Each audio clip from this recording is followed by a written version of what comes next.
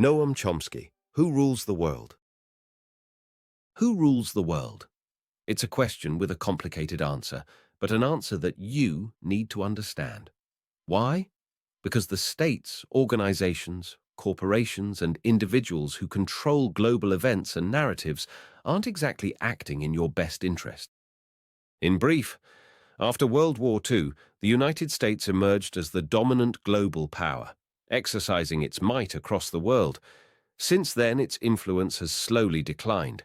Now its power is shared with other capitalist countries of the G7 and with the institutions they control, such as the International Monetary Fund and the World Trade Organization. This shift reflects a move away from individual nation-states ruling the world toward a more nebulous system that serves elite interests and relegates the common good to the status of a mere afterthought. A tale of two September 11s. September 11th, the date when a foreign entity, intent on overthrowing order, attacked a peaceful democracy. The president was assassinated. Backed by foreign interests, a military dictatorship was installed. With the support of those same foreign interests, the dictatorship installed similar violent regimes in countries throughout the region. To clarify, this is September 11th, 1973. The day a US-backed military coup toppled the Chilean government of Salvador Allende and replaced it with the brutal dictatorship of General Augusto Pinochet. This September 11th was part of a broader US effort to suppress the rise of communism and radical leftist movements in Latin America. Throughout the Cold War, the US viewed communism in Latin America as a destabilizing force that could disrupt US influence in the Western Hemisphere. Radical Catholicism, inspired by the liberation theology movement, which called for social justice for the poor, further alarmed US elites. Under President Kennedy, the national security doctrine was implemented, transforming Latin American militaries into counterinsurgency forces trained to suppress leftist movements. A stark example: Colombia. In 1962, U.S. Colonel William Yarborough advised the creation of U.S.-trained paramilitary death squads to target peasants, activists, and suspected communists. These tactics sparked a pattern of state violence across Latin America, with similar squads engaging in extrajudicial killings, disappearances, and torture in countries like El Salvador, Guatemala, and Argentina. Let's turn now to the second, more infamous September 11th, 2001's terrorist attacks, in which al-Qaeda operatives carried out coordinated attacks on the World Trade Center in New York City and the Pentagon, killing nearly 3,000 people. A tragic, unforgivable loss of human life. In response, President Bush launched the War on Terror, reigniting policies reminiscent of earlier administrations' efforts to suppress Latin American insurgents. The U.S. launched invasions in Afghanistan and Iraq. The human cost was staggering. The financial burden of these ongoing conflicts is projected to reach trillions. Some analysts argue that, in pursuing these costly and destabilizing wars, the USA played directly into Osama bin Laden's hands. Former CIA analyst Michael Scheuer even remarked that the US became bin Laden's greatest ally. What do the contrasting stories of the two September 11s reveal? They expose a deep contradiction in US foreign policy, how narratives are manipulated to serve strategic interests. The United States has, at different times, upheld democracy or crushed it, condemned totalitarianism or bolstered it, depending on what served its agenda. This is a double standard that shifts based on strategic convenience rather than, contrary to the USA's own rhetoric, any consistent moral principle. What do we talk about when we talk about the world? On February 13, 2008, Imad Mughniyeh, a senior Hezbollah military commander, was assassinated in Damascus. It is widely believed that Israeli and American intelligence agencies were behind the operation. Mughniyeh was a figure of immense importance in Hezbollah, implicated in numerous high-profile acts of violence. Western media celebrated his death, declaring that, aside from Osama bin Laden, the most wanted militant in the world, had been brought to justice.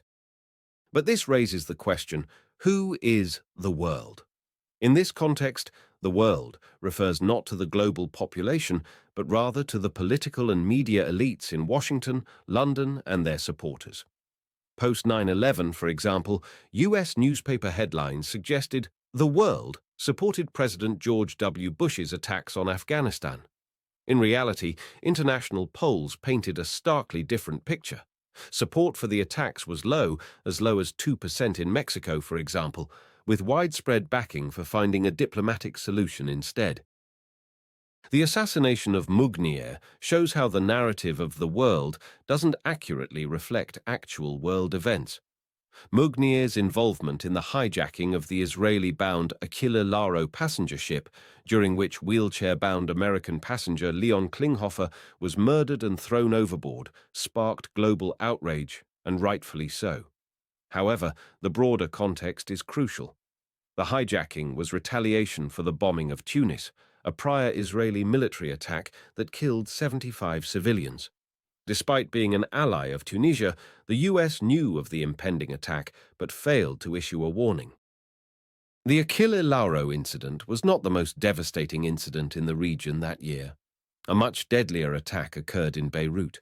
A car bomb targeting Sheikh Mohammed Hussein Fadlallah killed 80 civilians, many of them women and girls on their way home after Friday evening prayers. This attack, which failed to kill its intended target, was orchestrated by the CIA with the support of the UK and Saudi Arabia. It was not labeled as terrorism. Similarly, a series of Israeli-led military operations in southern Lebanon, which killed around 20,000 people and left Beirut in ruins, were also not considered acts of terrorism, despite the widespread destruction and loss of civilian life. These operations were part of Shimon Peres's Iron Fist campaign, aimed at driving back the Palestine Liberation Organization, PLO. The key distinction lies in who perpetrates the violence. When groups like Hezbollah carry out attacks, they are labeled terrorist acts. When state actors such as Israel and the United States engage in similar or even more destructive campaigns, they evade such labels. There are 3 levels of culpability in acts of violence: murder with intent, accidental killing, and murder with foreknowledge, but without specific intent. While targeted terrorist attacks fall into the first category, the actions of governments like Israel and the US are often classified under the latter 2, allowing them to escape the moral and legal charges of terrorism. This manipulation of language serves a strategic purpose. When Anglo-American powers invoke the world, they do so tactically to safeguard their interests. Yet if you ask the actual world who they truly fear, you might get a very different answer. For much of the global population, the unchecked power of these very governments is far more terrifying than the militants they demonize. Elite institutions pull the political strings. Who really rules the world? Nation-states are only part of the picture. To fully understand global power structures, we need to look at what economist Adam Smith called the masters of mankind. Smith referred to the merchants and manufacturers of 18th century England, but today's masters are multinational corporations and massive financial institutions. As American philosopher John Dewey noted in the 20th century, as long as politics is the shadow of big business, the attenuation of the shadow will not change the substance. Let's examine one such shadow, that cast by financial institutions on American politics. Over the past several decades, corporate power in the US has steadily driven both major political parties to the right, closer to the priorities of big banks and further from the will of the people. Take the aftermath of the 2008 financial crisis. While the American public was primarily concerned with unemployment, the political establishment, heavily influenced by financial interests, focused on reducing the national deficit. This shift in priorities wasn't driven by public opinion. 72% of Americans favored addressing the deficit by taxing the super wealthy, but by the desires of the financial elite who opposed such measures. Instead of responding to public needs, the Obama government prioritized bailing out Wall Street and implementing a far too modest economic stimulus package. Meanwhile, budget requests for the Securities and Exchange Commission, SEC, the very agency responsible for regulating Wall Street, were slashed, another boon for the financial sector, which prefers less oversight. This pattern didn't start with the 2008 crisis. It has been building for decades. Since the 1970s, the US economy has shifted dramatically with the offshoring of manufacturing and the dismantling of capital controls. Free market ideology, which champions deregulation and minimal government intervention, has led to the concentration of wealth in the hands of a select few, CEOs, top executives, and those already wealthy. As election costs skyrocketed, politicians became increasingly reliant on donations from these wealthy interests, forcing them to align with the priorities of corporate America to maintain power. The result is a system where the masters of mankind, the financial institutions and multinational corporations, focus on their own short-term gain at the expense of broader societal well-being. Citigroup, one of the largest financial institutions, exemplified this mindset in its own internal analysis. The bank's strategists divided the world into two blocks: the plutonomy, or the ultra-rich elite, and the global precariat, referring to the vast majority who are economically vulnerable. Citigroup advised its investors to focus on the ultra-wealthy as their plutonomy stock basket, a selection of stocks from companies benefiting from extreme wealth concentration, had consistently outperformed broader market indices since 1985. As long as wealth continues to concentrate and the financial elite keep their grip over politics, the gap between the plutonomy and the global precariat can only grow wider. Know your rights. What does a nearly 1,000-year-old document have to do with your rights today? Quite a lot. The Magna Carta, signed in 1215, is one of the most significant texts in the English-speaking world. It established that the king was not above the law. Later additions included habeas corpus, which protects individuals from unlawful detention, and the Charter of the Forest, which safeguarded the rights of ordinary people to use the commons, that is, shared resources like forests, pastures, and rivers essential for survival.